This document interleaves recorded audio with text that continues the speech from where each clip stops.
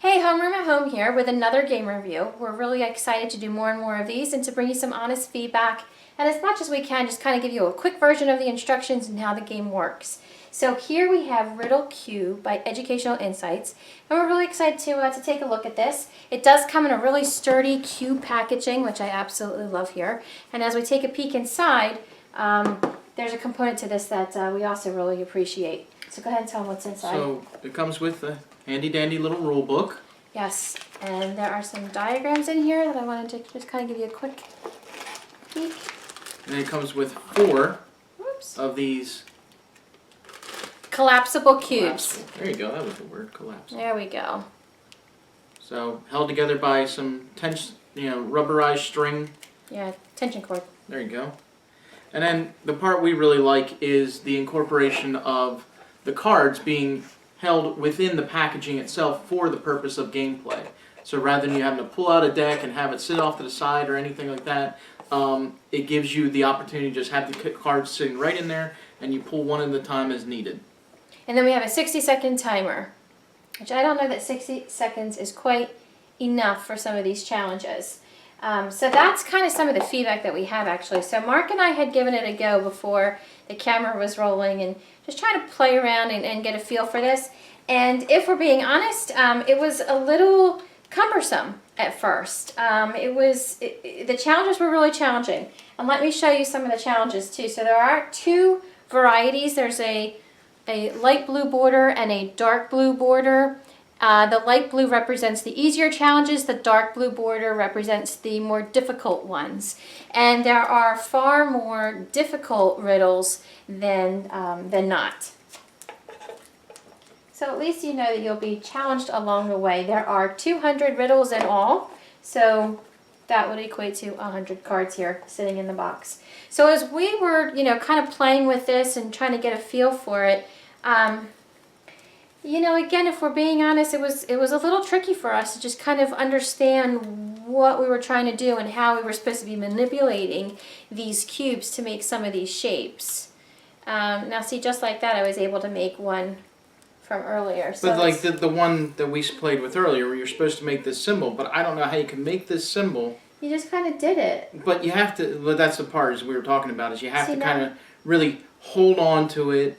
And, the card didn't say you could have anything hanging off of this side, and it was just, I don't know, for me it seemed a little silly to try to say, okay, well, because I'm holding these, the strings are technically invisible, and so here's my shape, whatever it may be. Yeah, the concept was a little bit tricky, but we struggled with that earlier, actually.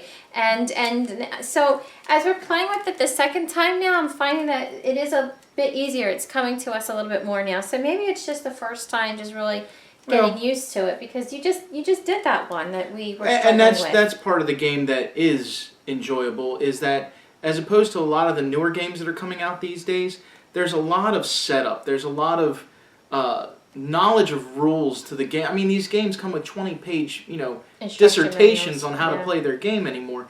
This is literally half a minute worth of, here, read the rule book real quick and jump in and play the game. Right. Well, it's really, I think it's really jump in and kind of get a feel for, using these tension cords and manipulating a little bit, because that's what was frustrating earlier today in doing this. And now that I'm doing it again, I'm a lot more comfortable with it, and I think some of it's going to come a little bit more natural the first time. Yeah, it's just Oh, we didn't mention?